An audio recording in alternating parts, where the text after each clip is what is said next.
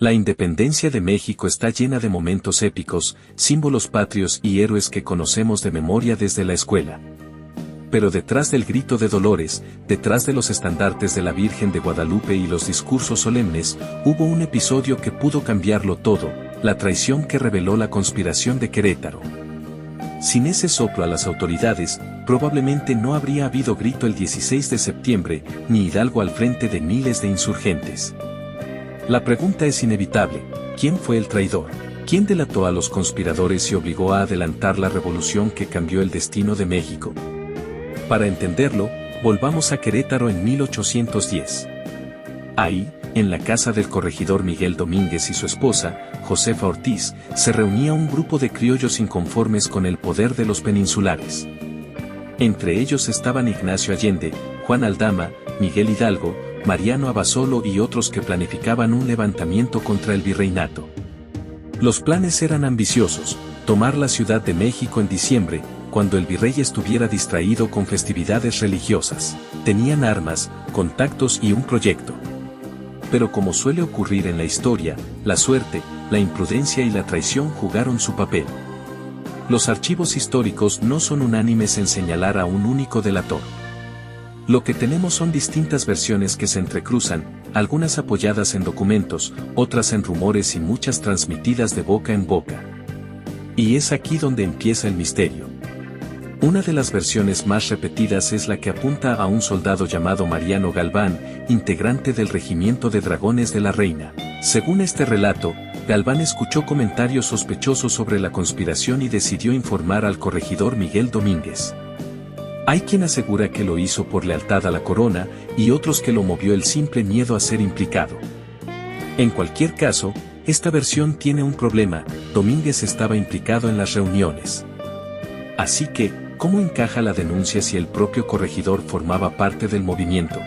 Antes de continuar, es importante hacer una aclaración. Algunas fuentes mencionan a Mariano Galván como soldado del Regimiento de Dragones de la Reina, mientras que otras lo identifican como trabajador de correos. La verdad es que los registros históricos no son concluyentes, y podría incluso tratarse de confusiones entre distintos informantes. Lo relevante es que, sea como soldado o como empleado de correos, Galván, o la persona que filtró la información, terminó siendo clave para que las autoridades se enteraran de la conspiración, lo que precipitó los hechos que conocemos hoy. Otra teoría señala a Joaquín Arias, un capitán del ejército que simpatizaba con los conspiradores. Se dice que Arias, presionado por las autoridades o tal vez buscando salvar su pellejo, habría revelado información crítica sobre las reuniones en Querétaro y San Juan del Río. Esta hipótesis tiene lógica, porque Arias era un hombre de armas, conocía detalles y, de haber confesado, pudo dar al virrey suficientes pruebas para actuar. También está la versión del clérigo Francisco Buera, un sacerdote que estaba al tanto de los planes. En algunos documentos de la época aparece mencionado como sospechoso de infidencia. Según este relato, Buera no soportó la presión de guardar el secreto y terminó contando lo que sabía a las autoridades. Pero otros historiadores lo descartan por falta de pruebas sólidas.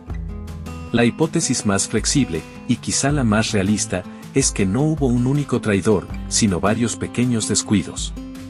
Algunos conspiradores hablaron de más, hubo rumores que se filtraron en distintas ciudades, y al final la red de informantes del virreinato terminó por confirmar lo que ya se sospechaba, que había un levantamiento en marcha. En ese sentido, la conspiración de Querétaro no cayó por un Judas, sino por la suma de indiscreciones y filtraciones inevitables en un movimiento tan grande.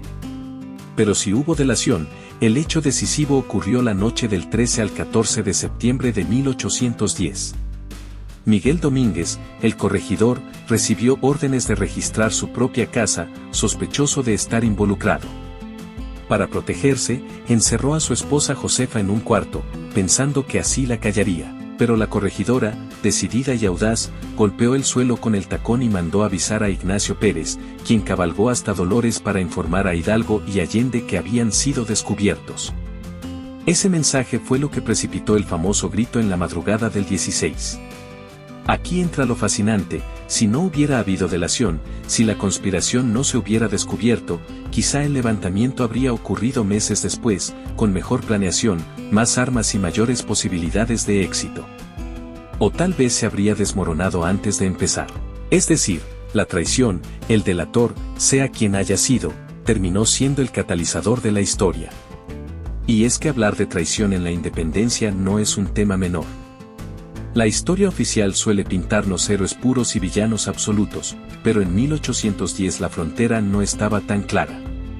Había criollos indecisos, militares que dudaban, clérigos que simpatizaban y al mismo tiempo temían a la excomunión.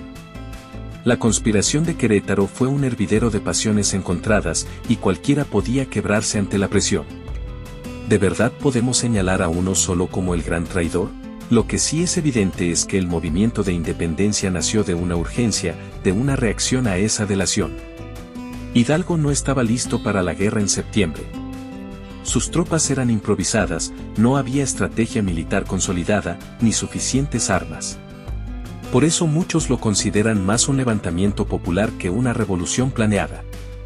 Pero sin esa improvisación, quizá la independencia habría tenido otro rumbo, o no habría ocurrido en ese momento. La ironía de la historia es brutal, fue la traición la que forzó el inicio de la lucha. Fue el miedo al descubrimiento lo que convirtió a Hidalgo en líder de un ejército improvisado. Y fue el aviso desesperado de Josefa Ortiz lo que encendió la chispa. Sin el traidor, o los traidores, tal vez hoy no tendríamos el 16 de septiembre como fecha patria. Entonces, ¿quién fue el delator? Algunos historiadores dicen que Mariano Galván. Otros, que Joaquín Arias. Algunos apuntan a Francisco Buera. Otros creen que fueron múltiples filtraciones. Y muchos más piensan que nunca sabremos la verdad. Quizá lo importante no sea señalar con el dedo a uno u otro, sino reconocer que la independencia de México no empezó con un plan perfecto, sino con un error, con una traición y con una reacción desesperada. La historia de la independencia, vista desde esta óptica, no es solo la de héroes idealizados, sino la de hombres y mujeres comunes atrapados en circunstancias extraordinarias.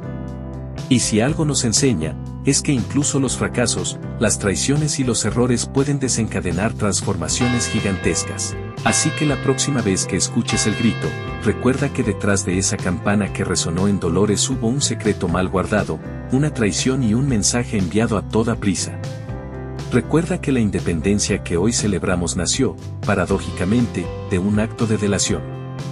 Y que en la historia, como en la vida, a veces los traidores también cambian el destino de una nación.